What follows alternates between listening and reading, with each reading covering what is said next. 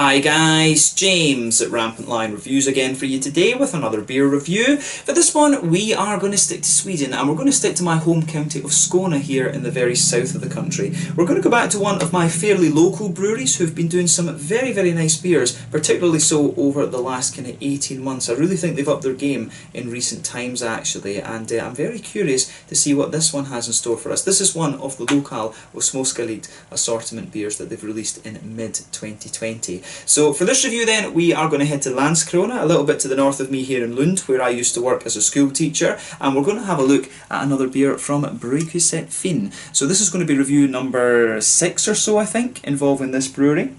The name of course translates into English as the nice brew house, but this beer is called Orange New England IPA. It comes in at 7.5% ABV, quite an impressive hop bill in here which we'll talk about later, and this one is part of the Derailed series, which I really recommend you check out if you see any of them. The Winterbock was one of my favourite ones that's come out of that so far. The Raspy Wheat is very nice as well, I have to say. But yeah, very curious to see how this one turns out, and I hope that you guys enjoy my take on this one. Always nice to try some new beers from Brygghuset Finn. The last one that I reviewed from them was the Yuzu New England IPA, or Hazy Yuzu, I forget. Was it maybe called Hazy Yuzu?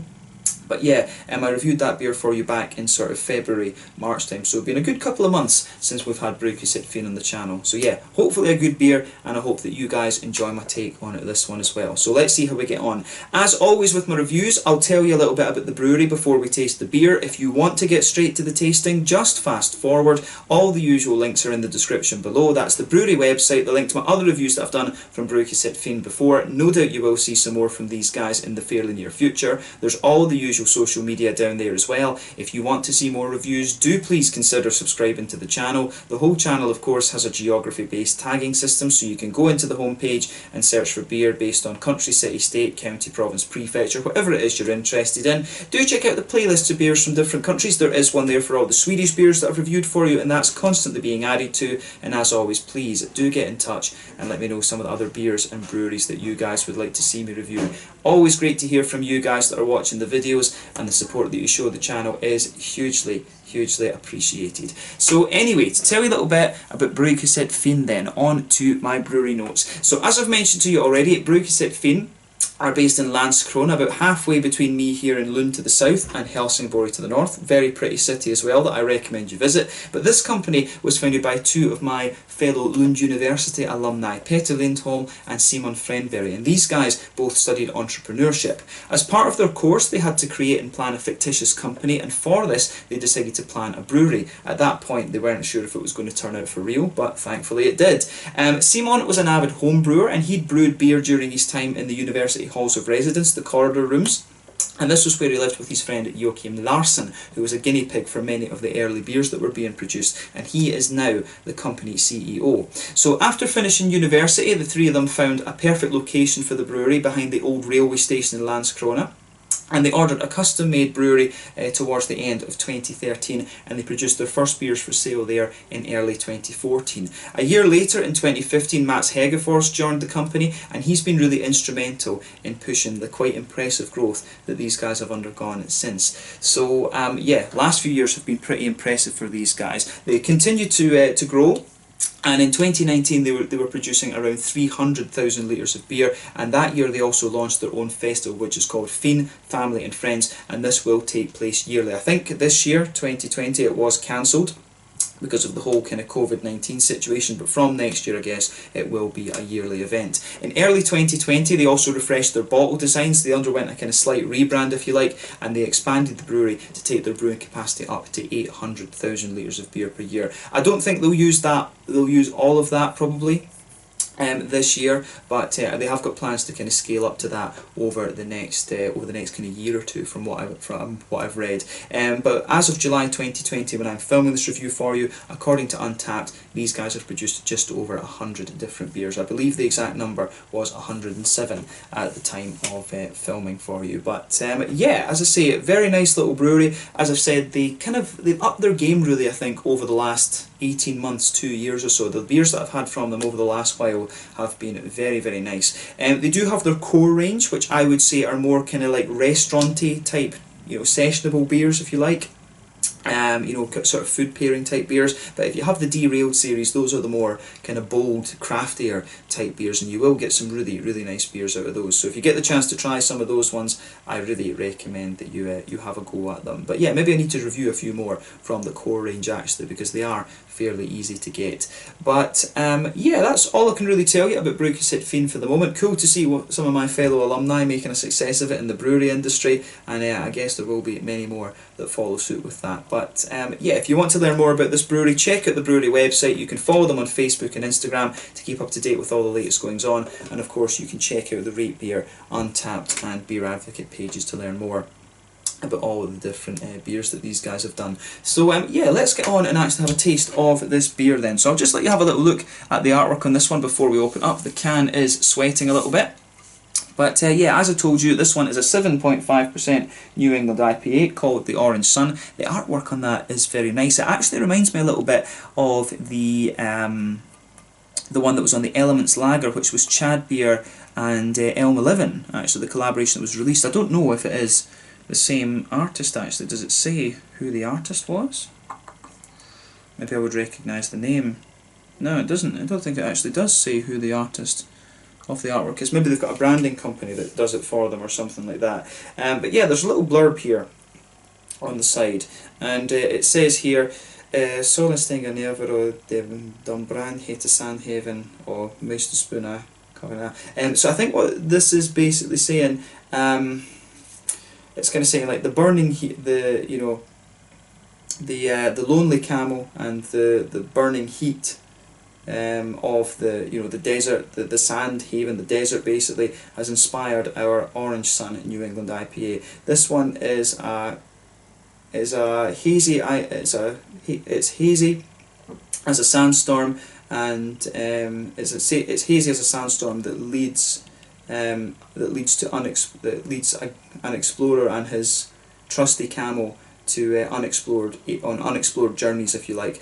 The hop sorts, probably butchered that translation to be honest with you, but it says the hop sorts that have been used in this one, hop varieties I guess you could say, are Citra, Centennial, Mosaic, Equinaut and Sabro, so pretty nice. It gives Orange Sun New IPA very nice fresh tones of tropical fruit and citrus. Drink the beer fresh, and drink this one, it goes very nicely under the sun's rays, if you like. I think that's basically what it's saying. I've probably butchered a couple of bits of that translation, but I think essentially that is it. But yeah, Citra gives you the lovely kind of mango-y notes and complexities that we've talked about before. Centennial is a lovely kind of lemony sort of citrusy hop. Mosaic has a nice kind of juicy orangey tangerine quality to it. Equinaut is lime basically, and then Sabro is a really nice hop that's kind of going by storm these days. A lot of oranges, kind of tangerine oranges and coconut from that one usually, which is quite unusual. Very, very distinctive hop. So I think this one might turn out to be a really nice complex beer. If you want to see the original Swedish there, let me just kind of put that up to you. There's a few words in there that are a little bit beyond my Swedish level, to be honest with you, but I think I have, I think I've done a decent job of translating that. There you can see it. There is the Brygghuset Finn symbol, which is very nice. 7.5% New England IPA, as I said, and it says that with the malt base, this one contains wheat and oats, so havre, vete, or corn malt. So yeah, 3 types of malt in this one.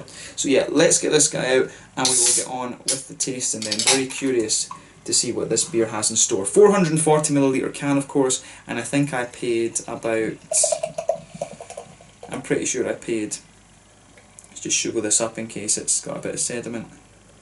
I think I paid roughly about 45 crowns for this one, which is kind of standard. So as I've told you in other reviews, that's about €4, €4.50, and about £4 British, something like that. Not too far off. 48 kroners would be roughly £4 British, so maybe more like £3.50, something like that. So yeah, pretty good price, I have to say. That's one of the great things about Systembolaget. You get a very good selection of Swedish beer, which is always high quality, and the price is pretty damn.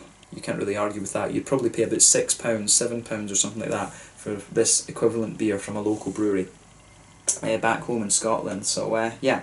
So as you can see with this one, this is actually poured, to be honest with you, it looks a little bit more like a West Coast IPA. Definitely not the haziest of New England IPAs that you're going to come across, but like I say, it definitely has the wheat and the oats in it. It tells you that. But yeah, in terms of its appearance, not by no means is this the haziest New England IPA that you're going to come across. If I was seeing this, I would think it was a West Coaster, to be honest with you. But yeah, if I put my fingers behind the glass, you can see there is a degree of haze to this one, albeit not the by no means the haziest of hazy IPAs that you're going to come across.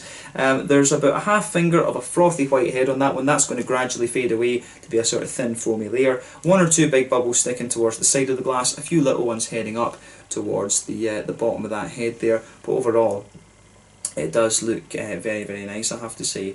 So yeah, I really like how this one goes together. It looks very, very nice. Yeah, pretty much as you would expect in terms of colour. The only thing that's surprising about this is the lack of haze. But yeah, we'll see how that reflects in the flavour, because you can get some beers that do taste very oaty and wheaty, but they're not the haziest. It really just depends. At 7.5% though, you would probably expect it to be a little bit more hazy and than it is, both because of the wheat content and the oaty side of things. So yeah, maybe this is a New England IPA that's leaning more towards the regular sort of barley malt. But yeah, we won't judge the beer on its appearance, we'll judge it on how it tastes mainly. But let's have a look at the aroma of this one before we get stuck in and see how we get on. Ooh, that does smell really nice. If I was smelling this beer blind without knowing the hops, I would probably think that there was a bit of Simcoe in this, to be honest with you. Because it's got that very soft, kind of tropically passion fruit note to it that you would normally expect of Simcoe. But yeah, you can get that coconutty note from Sabro. I've not had Sabro too often, but you really get that fruity note mixing in, that fruity and coconutty note that I've heard so much about from Sabro. I think I've maybe only had that hop once or twice before. But yeah, it seems to be very popular in England at the moment. I know the English guys are reviewing a lot of beers that have got Sabro in them. But yeah, it's not a hop that's really taken off in Sweden yet, I have to say. It's Mosaic, you know, Mosaic is still the king of the orange hops over here.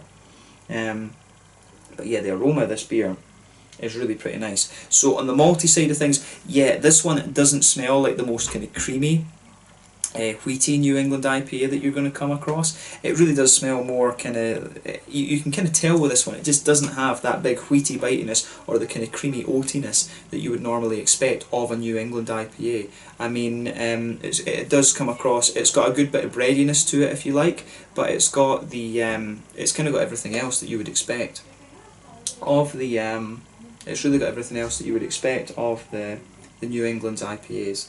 But yeah, on the hop and the fruity juicy side of things, it's definitely got that. It's got what you'd expect from the green side of hops. But yeah, let's try and break this down a little bit more. So with the base of this one, you get that lovely kind of white bready quality out of it. You do get a little bit of a more kind of oaty creaminess. There's also a wee bit of a kind of, there is a little bit of a wheaty bitiness to it, but at the same time you've got some nice kind of biscuity qualities coming out of this one. I really think this beer does lean more towards the barley malt side of things than what you would expect of a New England IPA, because normally you'd expect it to be, you know, very kind of oaty and kind of wheaty and things like that. So yeah, really, it's got everything you would kind of expect from that, from a more West Coast type IPA, to be honest.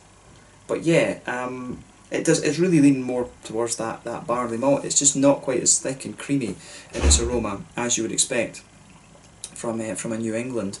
But yeah, I do like how it goes together. The malt base for me is really quite nice. It almost seems like it's more one of these beers that's kind of straddling the kind of West Coasty side of things and the New England side of things as well. So it kind of seems to meet somewhere in the middle, because you've got that biscuity, almost slightly caramelly sweetness coming out of it in the middle of the nose. But yeah, other than that, you do get the kind of white bread, you know, it does have a little bit of wheaty smoothness, and you do get a little bit of kind of oaty creaminess out of it, but those two kind of key characteristics are nowhere near as kind of prominent as you would expect from the style that it's listed as. So yeah, that's one thing I would say about it. But as I say, it's we can sit and argue about styles all day. The question is whether it's a nice beer or not, and we're going to find that out very, very soon. But yeah, on the hoppy side of things, you know, there's a little touch of earthiness out of this one, which will be the Mosaic. The Mosaic can give you a nice little bit of earthiness. You've got a good little bit of floral aromaticity to this one. There is a wee bit of a kind of spicy quality to it in that regard as well. You've also got some nice lighter grassiness. The grassy notes come across as quite zesty, but when you've got Centennial in there, that's what that's going to add to it. The Centennial can give you a nice little bit, it can give you a real kind of zest, kind of lemony zest to your grassy qualities. But of course the big complexity with this beer is the are the fruity notes. English is terrible these days. So yeah, it's the fruity side of it that is the kind of complex side of this beer. So yeah, definitely some lovely big kind of oily tangerine oranges forming the backbone of the fruity side of it. You can get a little bit of the mango out of it, which is obviously the citra. The tangerine notes are coming from both the Sabro and the Mosaic in this one, but you've also got a little bit of the citrusy zestiness I was talking about. I think the limey qualities in this one are quite are quite juicy, and I found that recently with beers that I've had Equinaut in. It gives you a lovely kind of oily, it gives you a little bit of an oily juiciness. There's a very kind of almost antagonistic relationship, I think, between Mosaic and Equinaut. If you can get a beer that's got only those in it, then it turns out really nicely. You know, OO Brewing's 50/50 series, they had one, and it was a really interesting combination that those two hops behave in a really interesting way when you put them together. But and also Mosaic and Nelson Sauvin, they've got a very interesting relationship too. It's weird how when you put certain things in a beer, they can just have such an influence on each other. But yeah, kind of juicy limey quality coming out of this one. As I say, at the front of the nose you get a little bit more of a lemony zest, which is the Centennial. So the Equinaut's giving you the lime, Centennial's giving you the lemony zest. The Sabro and the Mosaic in this one are giving you a kind of more juicy tangerine quality, but you do get just a little bit of coconut underneath that. I don't find the coconut too prominent in this one, but I guess you probably would find the coconut a bit more prominent if the Sabro was on its own. But yeah, take a little bit of time and enjoy the aroma. This one, like I said, the malt base seems to straddle both the West Coast and the New England side of things. It doesn't sort of plant its flag, if you like, but the hoppy side of things is kind of what you would expect from the New England side. But in fairness, it does strike me as being a little bit more oily in the aroma, if that makes sense, which is more what you'd expect of a West Coaster. So yeah, let's see how we get on with this one then. The Orange Sun New England IPA, 7.5% ABV from Brygghuset Finn. Let's have a taste of this one and see how we get on. Slange, skål.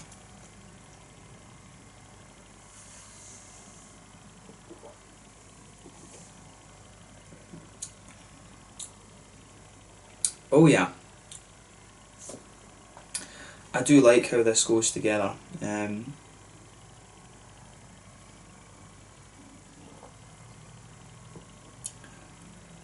That's nice. That's another solid beer from Brygghuset Finn. Let's get the last of it in here. And you can see when I've poured, the one thing you have to be careful with these is when I look at the can, there's not any sediment on the bottom of this. That's what I was wondering when this one poured out the way it did, was that it wasn't really sedimenty. And you know, I have to say, I'm not going to go on about this too much, but the thing, as I say, marketed as a New England IPA, we saw from the Juicy Yuzu or Hazy Yuzu, the last beer that I did from these guys, you know, Brygghuset Finn know what a New England IPA is supposed to be like. This one, really, on the taste and from the appearance and things like that, I think, you know, this one, it does strike me more as it's kind of trying to straddle the line between the West Coaster and the New England. I actually think it leans a bit more towards a West Coaster, to be honest with you. The malt base seems kind of fairly 50-50, but the oiliness of the fruits and stuff like that you get with this one really pushes it over to the West Coast side of things. I mean, it doesn't have the bitterness that you'd expect of a West Coast, so that is more kind of in favour of the New England side of things. And don't get me wrong, this is a nice beer. It's another solid beer from Brygghuset Finn, but I would have just called this the Orange Sun IPA. I wouldn't have called it the Orange Sun New England IPA. I think this one, it does have elements of both West Coast and New England, so I would say there is I've got a bit of a gripe with the marketing on this one, I have to say, but I think as an IPA, if you just consider it as an IPA, it is a very nice beer. So thumbs up to Brygghuset Finn for that one, but I would take New England IPA off the can in this one, I would say that.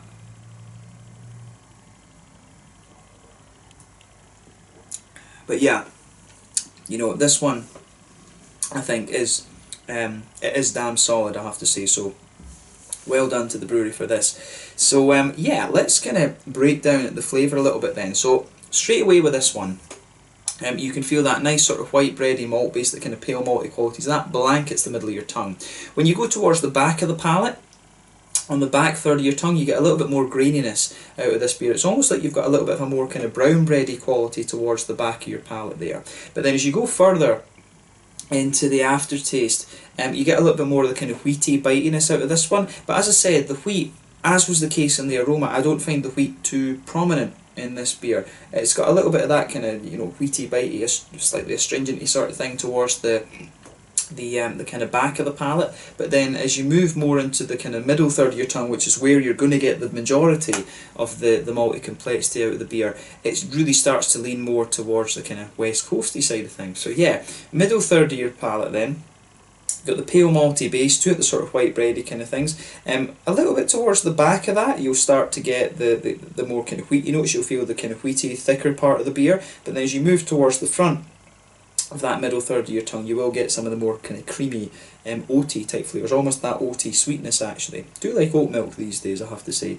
But yeah, in the middle of your palate, it's almost like you've got a little kind of island thing, and you get a bit of this kind of, that boozy, kind of biscuity, caramelly type thing. It's almost like it's a bit more concentrated and more caramel flavour in the middle of the palate, and then it's got a little bit more, it has got a little bit more of a kind of biscuity quality the further you move out from the very centre of your tongue. So yeah, centre of your tongue quite caramelly, then as you move further out on that kind of oily kind of island circle in the middle of your tongue, definitely a little bit more biscuity. What I will say is you can detect the booze in this one a little bit. It does feel like a boozier New England IPA, and that's, I'm saying New England IPA with, I shouldn't say that, I say it does feel like a slightly boozier IPA. But this is the kind of thing here, and this is where kind of straddling the line might actually make a bit of problem, because if you go to that level, you've got to have a good bit of wheat and bitiness from the wheat, but also the creaminess from the oats to deal with the mouthfeel. That's one of the things with this beer. And at the same time, if you're going on the west coast route, you would put a little, if you're going to that level, you would put a bit more caramel in it or something like that. So that's maybe one of the issues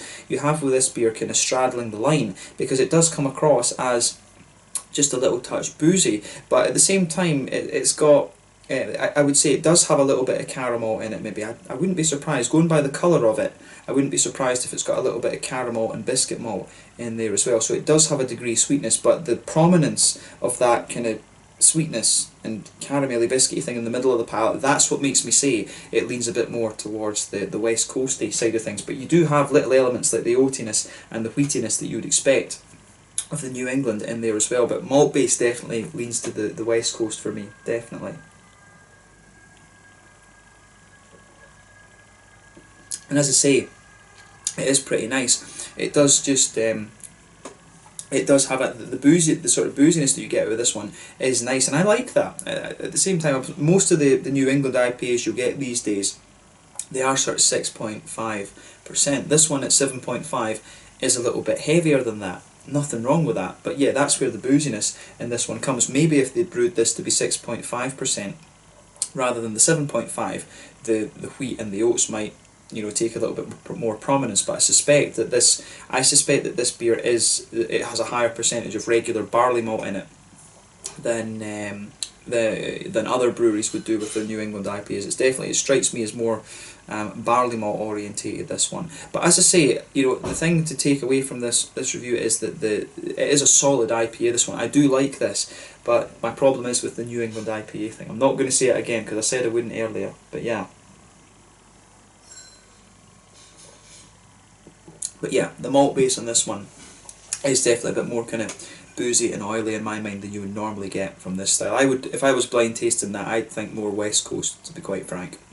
But yeah, if you go to the front corners of your palate, then move back a little bit, you do start to get a wee touch of a kind of slightly woody note out of this one, but that's very, very minimal. And the booziness and the sort of caramelly notes and biscuity notes linger there on the middle of the palate as well. On the hoppy side of things then, back corners of the palate, you do have a nice little bit of earthiness kind of making its way out of the beer. That's from the Mosaic.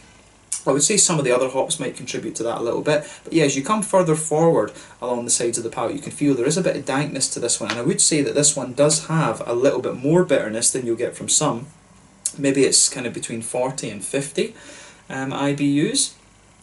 I wouldn't be surprised if this one actually was 50, to be honest with you. It does have it. There is a good little bit of dankness out of this, and of course the thing that affects the bitterness of the beer is when during the boil that you add the hops. If you add them earlier, they are going to give you more bitterness. If you add them within the last half an hour, you're going to get that trade-off between the bitterness and the kind of flavour aroma side of things. So yeah, that's definitely the point to me. Your bittering hops are always added when you get the wort up to the boil. And the longer you boil, of course, that can affect the colour of your beer, and it can also the malts, the types of malts affects that as well. And this one is, I would say, in terms of colour, it is. I don't think I actually forgot to do that earlier. I'd say it is one of the more kind of darker yellow ones that I've come across, to be honest. But yeah, as I say, nice little bit of almost dankness and floral spiciness on the front sides of your tongue. As you go round the front curve of the palate though, it is a little bit more kind of lighter and grassy, I would say. So yeah, let's look at the fruity side of this beer then. And as I always say, the fruity side of the beer is the front third of the tongue. That's where you get that nice oily bubble where the juicy, fruity esters push their way out of the beer. So for me, if you go towards the back of the palate there, you do get a real bit of that dark kind of citrusy note out of the beer. You really get a bit of that. I think the Citra will be contributing to that a little bit. The Citra will give you some of the darker kind of notes. It almost comes across as being a little bit passion fruity, like a bit of a darker passion fruit, but I guess the orangey notes from both the Mosaic and the Sabro will be contributing to that as well.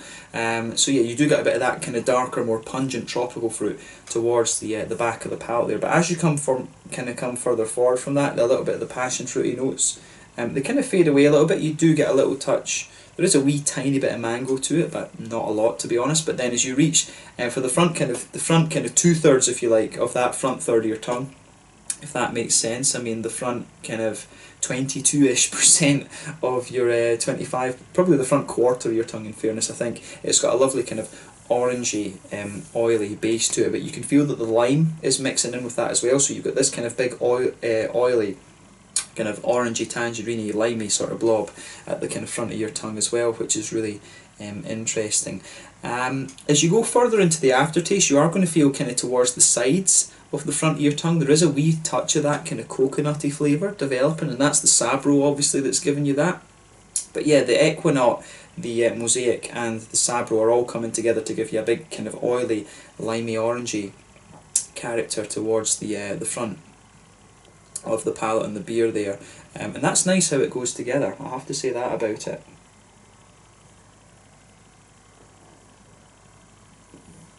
But yeah, if you go to the very kind of front tip of your tongue, there is a wee bit of a kind of how would you say? There is a wee bit of a kind of gooseberry-ish note to it, but that's quite minimal. I would say that the front tip of the tongue, there is a wee bit of a limey note to the zestiness, but at the same time it does lean more towards the kind of lemony side of things. That's where the Centennial, I think, is really coming out. So you do get quite a bit of a darker citrusy note towards the back of that front third of your tongue, but you also get a bit of it at the front part of your palate as well, partly because of the kind of complexity of the oranges, but also partly because of the lemon lime elements that the Centennial and the Equinaut are given to the beer. But yeah, the fruity side for me really is quite oily, but I like how it goes together. I've told you on the channel before that I'm a sucker for orangey leaning IPAs, and this one is most definitely an orangey leaning IPA, so it ticks a lot of the boxes for me. So yeah, I like this one. I do really like this beer, I have to say. So, you know, thumbs up to Brygghuset Finn once again for this. As I say, I think they've really stepped it up over the last 18 months or so. This is quite a kind of it's actually one of the more boozy IPAs that you're going to come across on the market at the moment, I think. But I really like how the flavours of this one go together, and the oily character that this beer has, that really helps kind of promote both the orange and the limey notes, and also a bit of the kind of boozy, caramelly, biscuity thing in the middle of the palate as well. So yeah, I do like how this one goes together. So yeah, thumbs up to Brygghuset Finn for this one. Another solid beer from these guys. In terms of the mouthfeel, I would say that this is kind of top end of mid-bodied, bottom end of full-bodied. It is quite a big oily beast, like I said.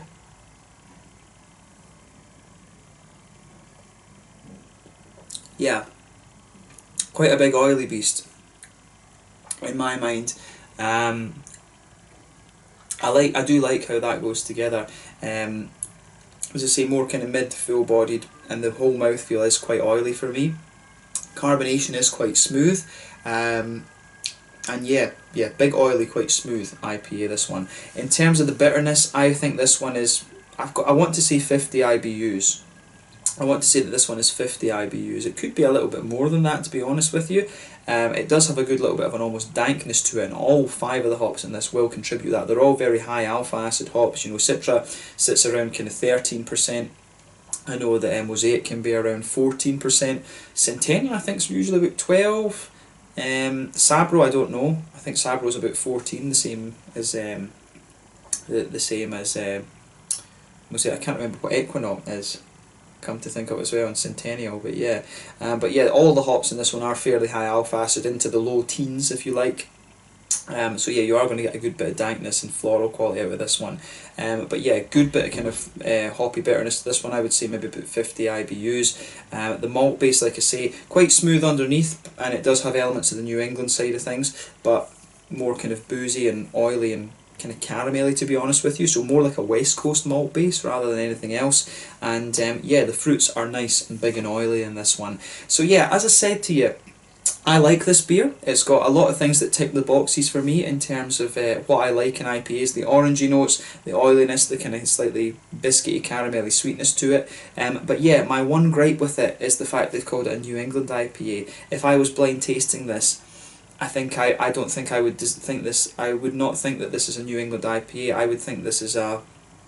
I think I'd probably say that it was a West Coaster, but one of the new takes on a West Coast IPA that has the slightly lower bitterness. I mean, the old school West Coast IPAs were like 80 IBUs. It doesn't strike me as being that bitter, but yeah, this one, I really want to say this is more of a West Coaster than a New England IPA. So if I was Brygghuset Finn, I would change the thing on the can just to say Orange Sun IPA. This is a beer that kind of deserves to be around for a bit longer, but as I say, I would take the New England off the can. To me, it's not, it doesn't really fit into that style bracket. It is more of a kind of West Coaster in my mind. I think the more that I drink it, the more that I kind of shift to that opinion. I really kind of cement my own opinion about that it's more of a West Coaster. But yeah, we can debate styles all day, like I said. The main question should be, is it a good beer? And the answers for that for me is an overwhelming yes, but definitely more a West Coast IPA than a New England. My one gripe with this beer.